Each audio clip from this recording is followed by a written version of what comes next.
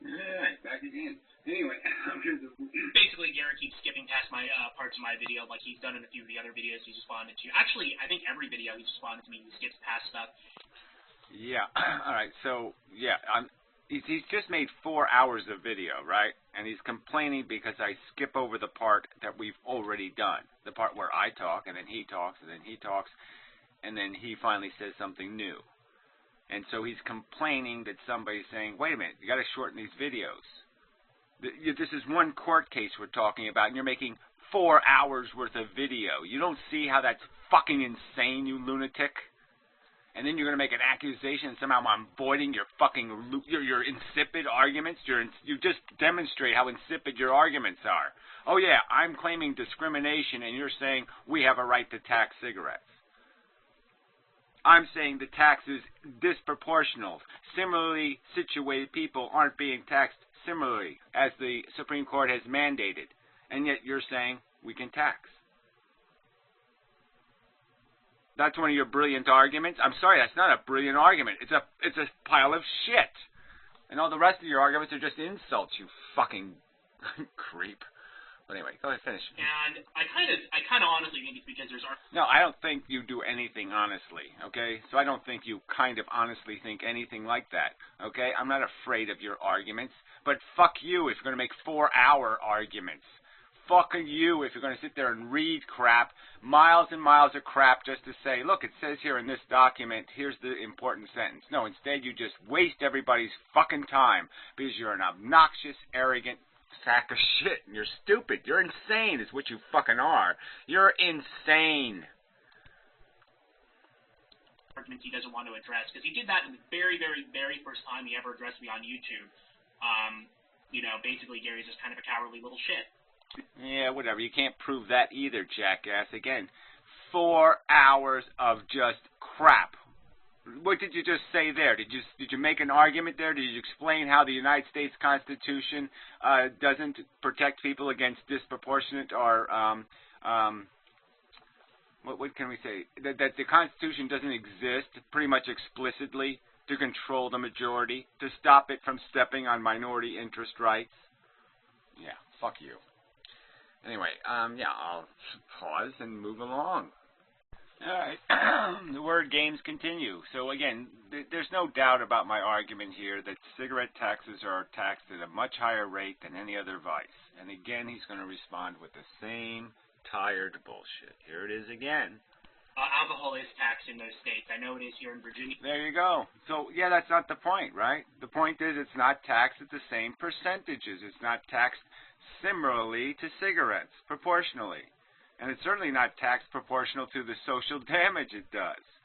So again, explain the discrepancy between the minority vice status and the majority vice status. Explain why. Why are those two things differently treated?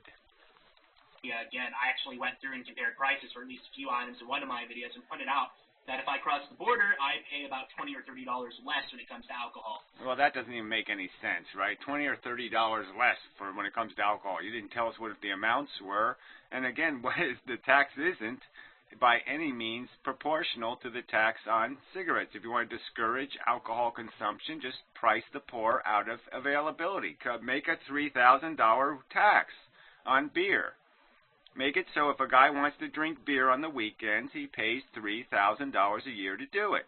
Then only rich people can do it, and that's the way you want it. Only rich people have liberty, poor people don't. Do the same thing with fattening foods. Anybody who's overweight, obese, okay, by the standard of obese, just tax them $3,000 till they lose weight. That's the America you want to live in. That's the America you think is justified and that you're endorsing. And you're doing it in the context that people who think that's wrong shouldn't have a fair trial in court. They shouldn't get a judge who actually makes a rational decision and explains how it's not discriminatory or how it's not a violation of our fundamental constitutional rights. So fuck you.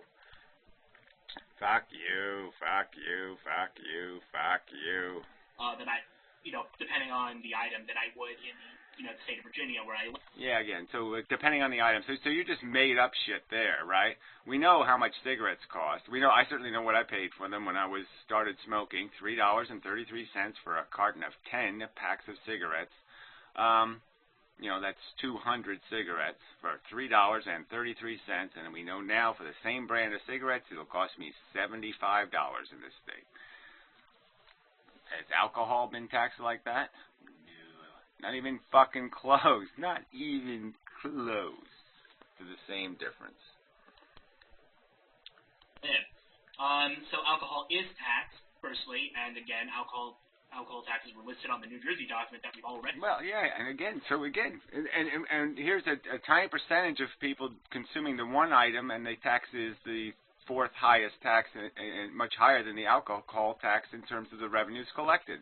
So off the smaller percentage of people, you're collecting more money, and they are committing less of a crime against society. They're less expensive, and they're murdering less children. Yeah. You can't even make the argument for secondhand smoke anymore because all the environments in which there was secondhand smoke, airplanes and restaurants, have been eliminated. So you can't even really make that argument anymore. Fuck you. And such. Alright, so he's basically said that go ahead and tax his liberties, okay? So go ahead and tax food. We could just weigh people. Yeah, if you're overweight, you pay the tax. You lose weight, you don't pay the tax. That would be the incentive. He said go ahead, tax alcohol 800%. So tax it out of availability. Tax food, being fat. So make being fat, make enjoying alcohol and enjoying cigarettes all liberties that the poor can't enjoy. They certainly couldn't enjoy all three of them at $3,000 each. That would consume all of their income in some cases. Some minimum wage workers obviously couldn't afford to be both fat, an alcohol consumer, and a cigarette smoker. All right, so they would have to give up their liberty to suit your purposes, whatever those insane purposes are. And you said I should go ahead. Well, my attempt was to go ahead. I went to a court and I said, look, this is the Constitution. You might have heard of it. It sort of demands that if you're going to take away my liberty, that you have a cause to do that. That's what Jefferson intended. You have to have a cause to take away liberty. All right, and then when you take it away, you have to take it away equally. You can't take away the liberty from that guy because you don't like him, and then give liberty to that guy because you do like him. That's called discrimination. You can't fucking do that. That's in the Constitution. Okay, that's the basic outline of the document. That's what it's there for. It's there to protect minority interests, okay, from majority extortion and exploitation. Dumb ass. All right, so now he's going to explain. Well, we don't know what he's going to do. Let's just see what he does. He wants to say something. Let's see what he says. Something here. Yes, some citizens have less rights than other citizens for a variety of reasons, such as felons losing the right to vote. Right, okay, so smoking cigarettes is some sort of felony, some sort of crime that we should be punished for. Right, okay, so we're just back to the same bullshit. Why isn't alcohol a crime, and why isn't being a fat pig a crime? I don't understand. Why is one thing a crime and one thing not a crime? Well, I guess it's because one thing is a majority thing and the other thing's a minority thing. So again, I will not explain the differential in treatment. Or felons, people in prison, they don't have freedom of movement. They forfeited some of their rights. So yeah, some citizens have more rights than others, and society wouldn't function if it wasn't the case. Right, and the argument here is that we should use the tax code to make sure poor people have less liberty than rich people. And you endorse that. Poor people should have less liberty just because they're poor. They just shouldn't have the right, okay, the same rights. The rights should be something you buy. You should have to pay for them. You don't have them intrinsically. You have to buy them from the government. Why don't you put a tax on condoms? Then you can tax their sex, too, and so only rich people can have sex. Why don't you tax getting sterilized? Because it's only the luxury of the rich to have these medical procedures. Well, yeah, that would even be better, right? Just tax medicine also. Just directly tax it so poor people can't get any of it. So only the rich people can have that luxury, that liberty, the liberty to have their life extended. That should only be something rich people can have. Yeah, we smell you. We smell exactly what you are, and I say, no, thank you. You're not my kind of an American. I'd be happy to sit there and say you shouldn't have any rights because you're willing to give none. I mean, really, there's nothing It's fundamentally, I fundamentally do not wish to live in a monarchy. I fundamentally do not wish to live in a society that says poor people shouldn't have access to fundamental rights. You know, luxuries, yeah, they should have to pay for them.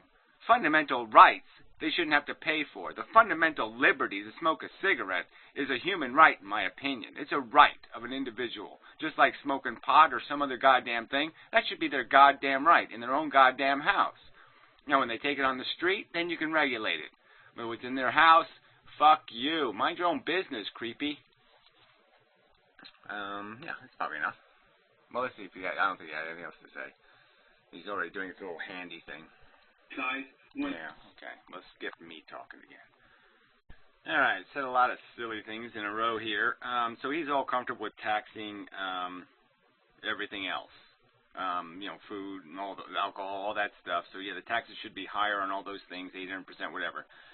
It's not even the point. It doesn't validate your argument here. Your argument that says somehow my lawsuit wasn't valid. That somehow the argument that you basically must tax them all or you can't tax any. The argument is they similarly situated must be similarly treated. That's the law. All right? Argue that law and explain to me how overtly disproportional treatment can be justified under the 14th Amendment and the other amendments that I've explained to you.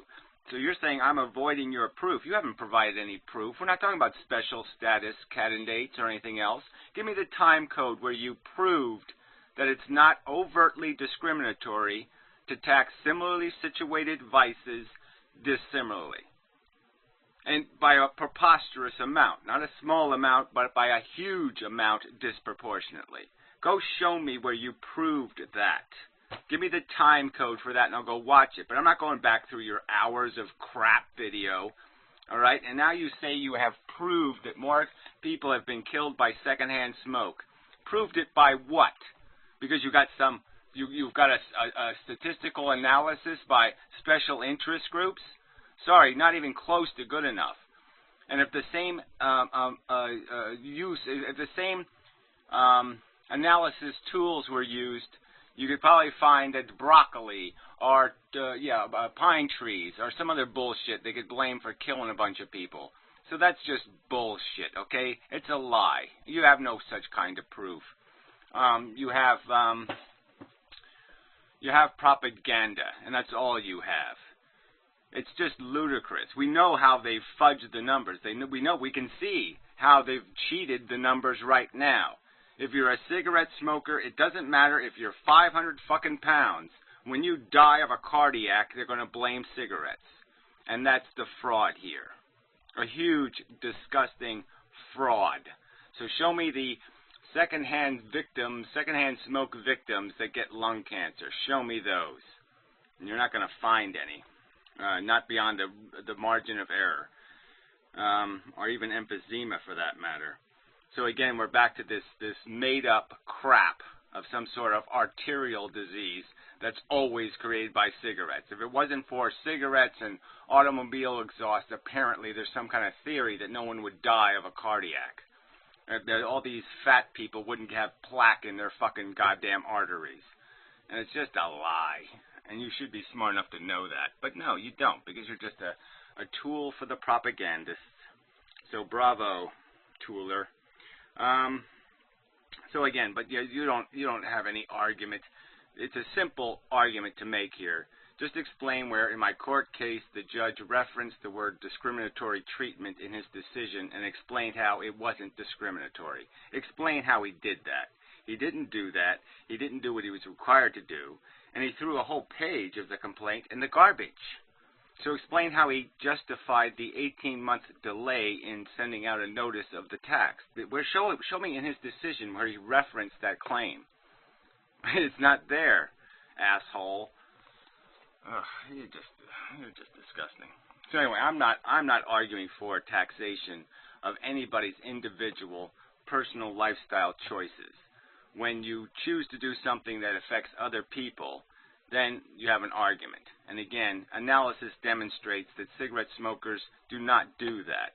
They die after they've paid their taxes, after they've paid into Social Security, the vast majority of them.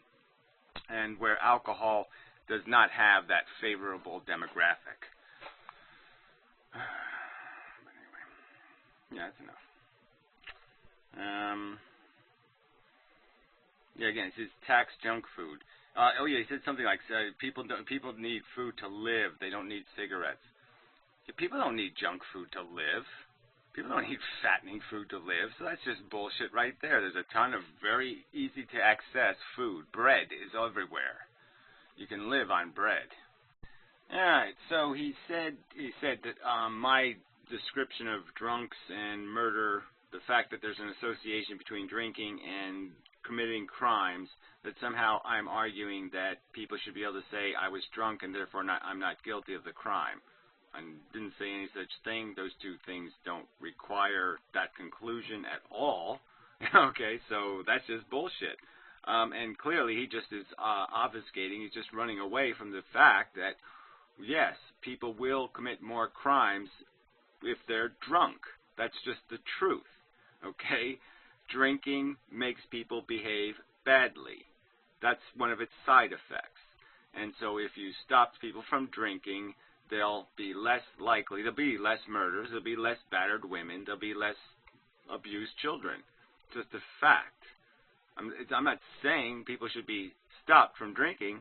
I'm just saying that it's true that that's another one of the prices we pay for that vice existing. And that should be proportional. If we're going to tax vice, if we're going to open the door to taxing vice, then we have to treat these vice, liberty, interested parties the same. You can't treat one vice holder differently than the other vice holders. Okay? It has to be within a realm of similarly situated being treated similarly. That's the law, as interpreted consistently by the Supreme Court of the United States. All right. So let's see. Then he made some crack about the old cooking turns to sugar, and he said, I said because you chew it. No, it's not about chewing. It's about cooking, asshole. All right? And the argument I was making is that we can't metabolize raw beef. Okay? So we certainly weren't meat eaters before we controlled fire. That would be preposterous. But then the only meat available would be rotting meat. And we know how much we hate rotting meat. I mean, the smell of rotting flesh has got to be one of the most obnoxious smells to the human sense organs. So quite obviously we weren't eating rotten, maggot-infested meat. Ugh, stupid fucker. Then he calls it whining because I was talking about the Jenkins Act being converted, and I said this is onerous. Most people would think it is onerous of government to sit there and manipulate the law that way. Yes, they wouldn't want the laws manipulated and changed. Laws that apply to one thing, all of a sudden they just convert them to apply to something else without the normal procedure of passing a law where you have to submit it as a bill and have the bill approved and go through all that crap. They wouldn't like that somebody just signs a piece of paper and all of a sudden the law means that you go to jail if you're not wearing a seatbelt, for example. Again, I'll use that as an example of how law in this state, it took 2 years to get people comfortable with the idea that their law was going to change. And yet they expected people to know that they rewrote the Jenkins Act when there was no bill passed. It was just attached to some bill. It never talked about in the Congress. There no speaking whatsoever about it, no debate about it. It just happened in one of the bills. It's just shoved in there. No public discussion of it. And people are supposed to know that all of a sudden a law that applied to truck drivers all of a sudden now applies to buying cigarettes when you're on vacation. And that now you're supposed to go home to your home state and register and show them that you bought some cigarettes in another state, and I'll voluntarily pay my tax. Yeah, that's pretty. I think most people would find that really offensive if they knew it took place. But people don't care, and that's quite obvious. People like you don't give a fuck, and so you should get back what you give. Other people who used to give a fuck should stop giving a fuck and just say, yeah, if they're going to fuck me, then fuck them. Okay, yeah, I don't want to hear about your fucking rights. Let's drive this shit fucking country into the goddamn toilet, and then we can clean fucking goddamn house. Yeah, hard. All right, so let's go to, this is a response to, I'm still making this, the fundamental argument, which is why the differential in treatment. Let's see what he says to that. Very sad. Yeah, he believes in equal protection. So anyway, this is... Yeah, equal protection of the laws. Suck it. Suck it. So that's his description, explanation of how it's constitutionally consistent for a majority to exploit or treat differently people with a minority interest, a minority liberty. So if you're an atheist in this country, he's just said suck it. Okay, if religious organizations get free tax benefits and other benefits for, they can hide their donations and all this other stuff, he thinks that's the way it should be. Atheists should be treated differently. They shouldn't be allowed to organize freely. They should be taxed when they organize. And suck it is the answer he'll give you. He says the court should say suck it. They shouldn't explain how that's constitutional. They should just say suck it. Well, suck it, fucker. I can't wait to just say suck it to everyone. And just go ahead. Advocate for something, and I'll just use you as a reverse barometer. Okay, anybody who supports this fucker, okay, any kind of people that support this fucker, their kind deserves to get every ounce of contempt and hostility and oppression and exploitation. He clearly does not believe in equal, fair, just treatment under the law. He believes the law is the majority's owns the law. The majority owns the country. They should be able to put in God we trust on our money. They should be able to tell us we must pray to fetuses. That is their right. Well, I say it's not their right. Fuck you. You suck. You really do. You really, really, really suck. All right, so a little bit more on this Jenkins Act thing. So he's just mocking the whole idea of this ignorance of the law thing and comparing it to murder or some other established law that people do have notice of. So the fact is, ignorance of the law is important if there is no public notice. That's the whole problem. So it's if there is no public notice that a law has been changed, ignorance of the law is reasonable. Okay, once again, that's common law standards. People are judged based on the reasonableness of their action. Did they have a reason not to be aware of something, or a reason not to do a certain thing, or to take a certain precaution? It has to do with negligence and a lot of other legal standards. That's common law, and that's part of our basic law. So, of course, if the government passes a law in secret, that is, there is no public debate, there is no public notice that the law has been changed, then yes, there is an obligation for them to announce it somewhere to expose people to knowledge of that. If a regular citizen is under no obligation to read every congressional bill to see if a federal law has been converted into a fly swatter for cigarette smokers. And again, the standard would be similarly situated people need to be treated similarly. You're saying that people who were given overt public notice that the seat law has changed, the law will be changed, and yet there was such a whine and cry that they had to change the law because everybody was so upset that they couldn't deal with this seatbelt law. So here's a minor change, a minor inconvenience to people's lifestyles, and yet they get 2 years of probation. And cigarette smokers, there's no public notice, no written notice, no notice on cigarette cartons, no notice anywhere that the law has now been changed, the federal law, and that now you will be spied on every time you buy a pack of cigarettes by mail order or the Internet. Those were the two things it applied to. And you didn't even respond to the fact that the Internet exemption to sales tax, why was this one thing excluded? Why was cigarettes excluded and not alcohol? Why was alcohol allowed to be sold without sales tax and cigarettes not? Again, similarly situated people treated dissimilarly. It's against the United States Constitution, and that's what the Supreme Court has said. This case is exactly that argument. It's provable, and it wasn't given a fair hearing. That's the argument here. The argument wasn't heard fairly. The argument wasn't ruled on fairly. The appeals court wrote no decision. So this is just a lie of yours that this is some sort of resolved law. No, we can see that it's a law they will not allow to be fairly resolved because they are in the wrong, and it's overt and aggressively in the wrong. So you're just, that's the slime of these people. So again, there's no expectation that anybody would read every congressional bill to see if a federal law has been changed that affects them personally. No judge would ever put any citizen under that obligation as being their reasonable responsibility. So you're just full of shit once again. At the state and local level. So yeah, Gary, maybe you should fucking start a petition and have them change the law to require it to be, say, they have to submit the tax within 3 months or something to make them. Yeah, well, the standard's already written into their bylaws of their own organization. The point is I wasn't allowed the opportunity to subpoena that information. I'm saying that it's already written into their own internal rules. And if those rules would be published, okay, it could be seen that it's against their own rules to wait 16 months to notify somebody of a tax liability.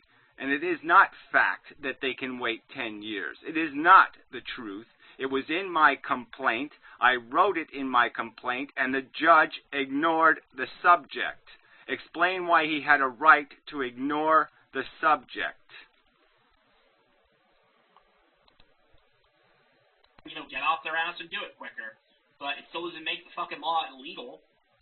Well, it makes it, the point is it's a lawsuit, shithead. You said go write a petition. I don't need to write a petition. I petitioned my government through my right to legal redress. I did what I'm supposed to do as a citizen. I filed a lawsuit indicating that I think their conduct is against their own rules and in turn against state law. They're not allowed to behave that way. I say it's already written into the rules of their conduct, their guidelines, and I say the United States Constitution provides no right to have some sort of unlimited negligence. No, there is a refinement and a confinement by a reasonable standard, by common standard. So if this standard of 16-month notice is twice as much as any other state in the United States, well, then I could make the argument that they're out of the reasonable standard. They're beyond the realm they're supposed to be confined within, but I wasn't allowed to make the argument. I did make the argument, but I wasn't allowed to have a decision on the argument. I paid for a decision, and I didn't get fucking one, asshole, and that's the truth. But you call that justice. You pay to get a decision, and you get no decision. And that's justice by your standards, because you're an unconstitutional, un-American motherfucking piece of shit. The sooner we can shove you in. This isn't even worth the trouble, but I'll do it. Okay, so you went on about the 45 check thing, like I shouldn't find that offensive that public servants can be totally outrageous in their conduct, just totally inefficient and unfunctional, and every citizen should want their public servants to be complete assholes and not complain about it. No, I'm going to complain about it. I didn't write that in. That's not part of the lawsuit, jackass. You stay on the lawsuit, shithead. The fact that I have other opinions about government incompetence is not part of this discussion. Now, you think government should oblige people to write 45 checks to pay a bill? Well, I don't think so, okay? If somebody owes a bill, I think they should be able to write one check and pay their fucking bill, all right? I mean, if you had to go to a restaurant and pay for each item, you had to write a separate credit card purchase for the soda and your food and your appetizer, and you'd say, that's a silly business. I'm not going to go there again. They're retarded. All right? And for government, we don't have the right to go somewhere else, so we have an obligation to point out when they're grotesquely incompetent. And that's a sign of grotesque incompetence when you expect people to write 45 checks. Anyway, so then he called me a tax dodger again. And that's really not the subject. Technically, I didn't know the Jenkins Act existed, so I certainly couldn't be violating a law I didn't know existed. And I felt, in my opinion, I'm paying cigarette taxes in other states. I have a right to buy stuff in another state and move it to this state. Now, if I drove my car to Pennsylvania and bought the cigarettes, that would be the same thing, correct? So now we're going to say that people that live on the border should have advantages that people who don't live on the border should have? And again, and I didn't continue to purchase cigarettes from any out-of-state vendor once I knew the Jenkins Act was in existence. So again, you want to say I'm a tax dodger. I'm saying I'm a tax protester. I did what I'm required to do. Okay, I got nailed, and I went to court to protest the tax. And I went there with a valid argument, and I was given nothing in terms of justice. I was given a lying criminal as a judge who wouldn't recuse himself when I already had proof of him being a lying criminal. He doesn't have jurisdiction. He graduated from Harvard, and he didn't know he has jurisdiction over the United States Constitution. Is that an acceptable legal standard? We should have judges that don't know their jurisdiction. That's a direct question to you. We should have judges, okay, decide cases who don't know they have jurisdiction over the United States Constitution, interpreting it and applying it. Yes or no answer? No, probably not. Let's see what he's saying here. I forget. Unconstitutional or not, because you claim two separate things here. Okay, so now he's saying that nowhere in my claim did I ever say excise taxes are unconstitutional. Nowhere. We're talking about my lawsuit here, shithead. I also believe it's just fundamentally wrong to use the tax code to socially reconstruct society. I think that's dangerous. I think the tax code should be used to apply the burden of social infrastructure. Okay, the tax code should not be used by government because it's just a slippery slope. That's what I'm pointing out. It's too fucking dangerous for the government to get into this game. Look what it's done with religion. They give them huge tax breaks. It's completely unfair. We have this idiotic system where, it's for free, tax-free to have this philosophy, and it's not tax-free to have this philosophy. And that's absolute bullshit.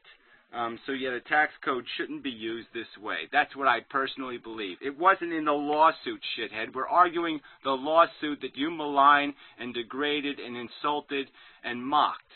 In the lawsuit that you mocked, there's no argument that cigarette taxes are illegal or unconstitutional. In that complaint is the word excessive taxation and disproportional taxation. The argument was about the discrimination. The argument was clearly about the fact that similarly situated vices are not being treated similarly, and the only reason why they're not being treated similarly is because of an unconstitutional extortion and exploitation by the majority. Stay on the subject.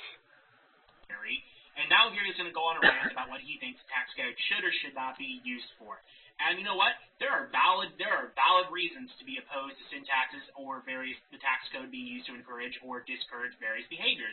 You can make a lot of arguments about that, but guess what? You're not going to be making constitutional ones for the most part. You're not going to be making a constitutional argument there.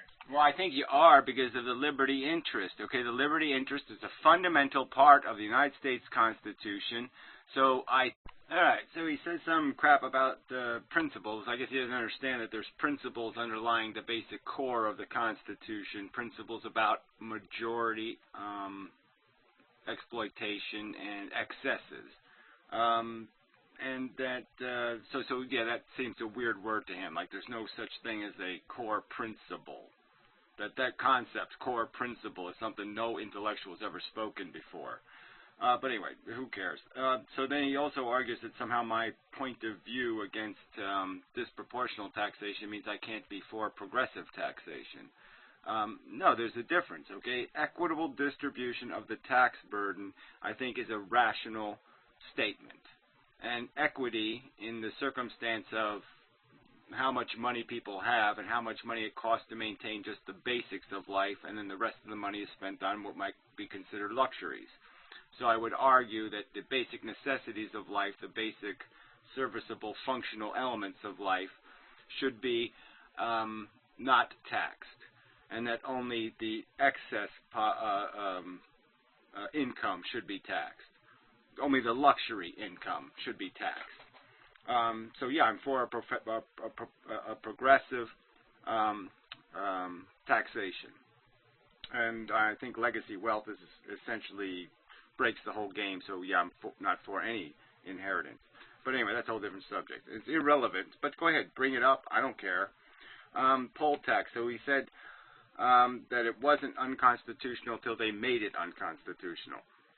Well, I don't think that's true. I think it was unconstitutional before they made it constitutional. I think the preamble, I mean, the first articles of the Constitution explain basically how electors are supposed to be by population, and it just seems that intrinsic in this basic guidepost of what an election is supposed to be is the idea that you do not have a bar that people have to jump over to vote. There's nobody would tolerate having some sort of test, voting test, or voting some other thing. So none of that would have been a part of what would be an open door here. And so I don't know exactly what the history is of it, but obviously it probably went to the courts. The courts said it's a state issue. You know, they ran away from it because they basically gave elections to the state. And then so the Congress had to act because it was, you know, basically the court wasn't going to act, or something like that. But in my opinion, the court should have acted and should have defended the idea of one man, one vote and all that bullshit. But whatever. It doesn't matter. The point is that poll taxes are bad, and all the other liberties that we should have access to shouldn't also be, there shouldn't be a tax that is onerous and prevents people from having access to liberty. It's just bullshit to say rich people should be allowed to smoke and poor people shouldn't. It's bullshit. It's unconstitutional. It's anti-American, constitutionally consistent. It's inconsistent with the principles of the American Constitution to create a society where liberty isn't something fundamental and something within the reach of all the people, not just the elites. Edible napalm should be raped in prison for pointing the video to you. No, he should be raped in prison for having you as a friend, for supporting you and defending you in the sense that he calls you friend. I mean, it's disgusting. Okay, he sits there and rags on people like Happy Cabby or Brett Keane. I mean, Brett Keane's politics are far less scary than this motherfucker. I'd rather have Brett Keane as king than this fucking cunt. So, yeah, that's what he should be raped in prison for. He should get what he deserves. I can't say it any clearer. He should get what he wishes to impose on other people. So, what he defends. This jackass votes against my rights. Why the fuck should I be friends with people who support people who are voting against my fucking rights? Fuck you. Fuck them. Let's see, I don't know what I wrote here. Cult leader. Well, that line could also apply to you, buddy. So it's kind of like what? You know, the blob leading the blind, the slob leading the blind. Find some word.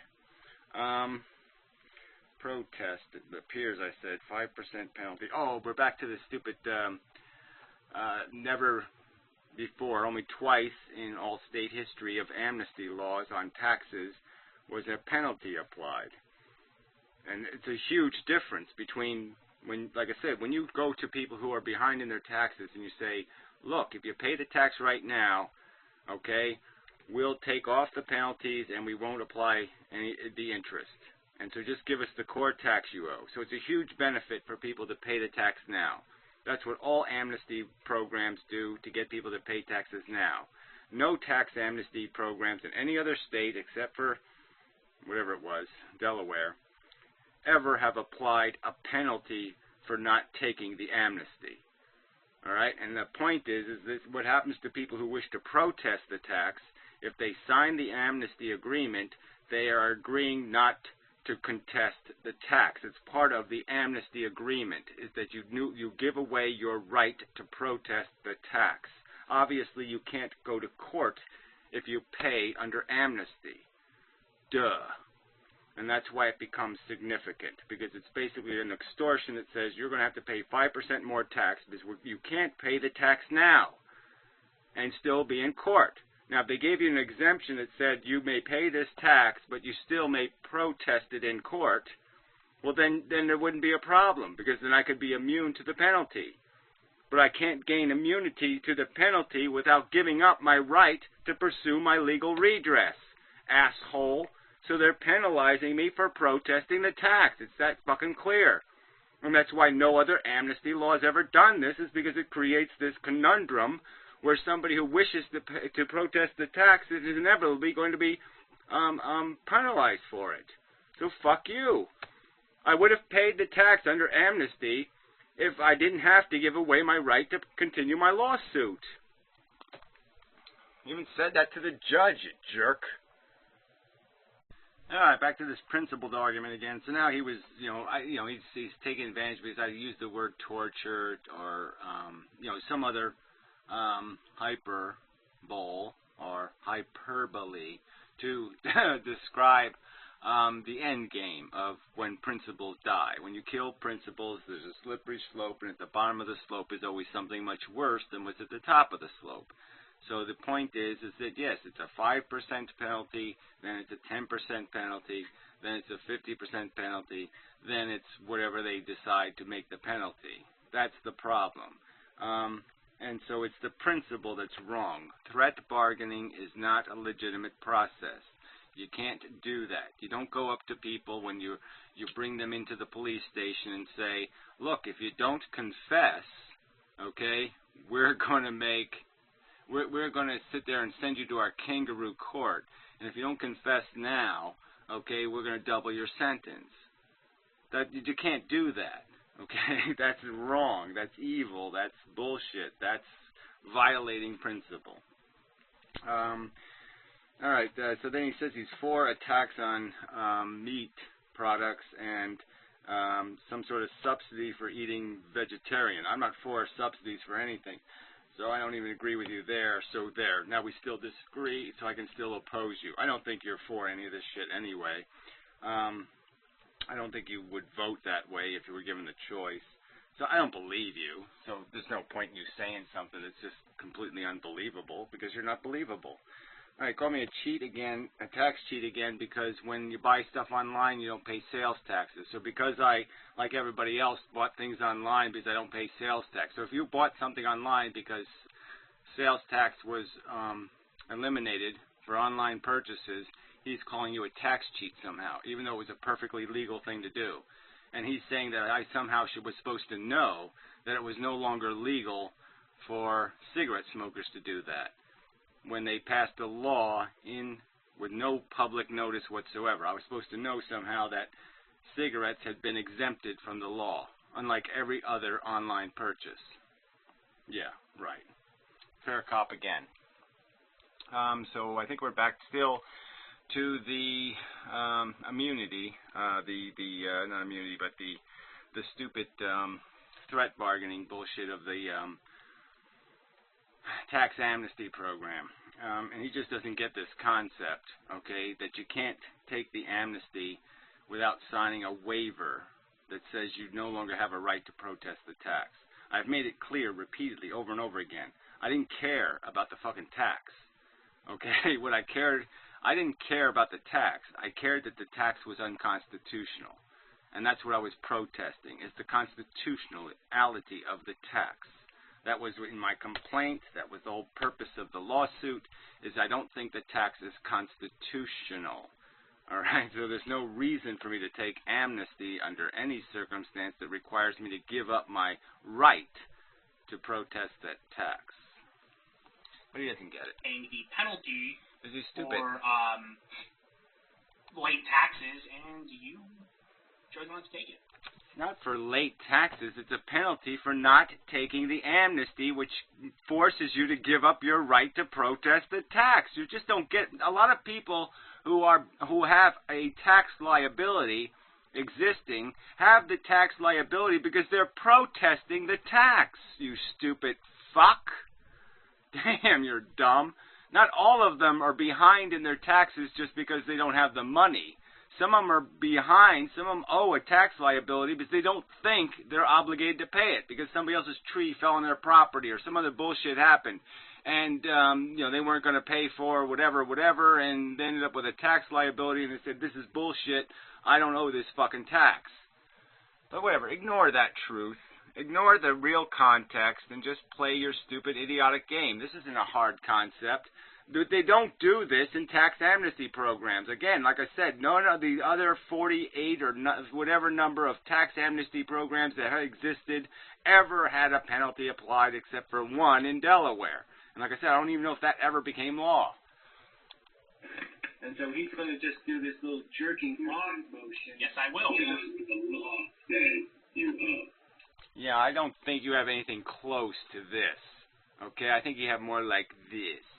Yeah, I think that's more your speed. This, yeah, I think that's more like. I don't think you come close to this one, bud. Yeah, fuck you. I guess we're out of time, so we'll load this one up. Sorry, this is going to be preposterously long. I went through an hour of this stuff. I really want to get to the part where he talks about his lawyer friend again, because that one's a really good. That might be the place to resolve this, because we can get the old lawyer friend to play along. I'd love to hear the lawyer friend's analysis as a lawyer. I'd love to hear that. But anyway, we'll see.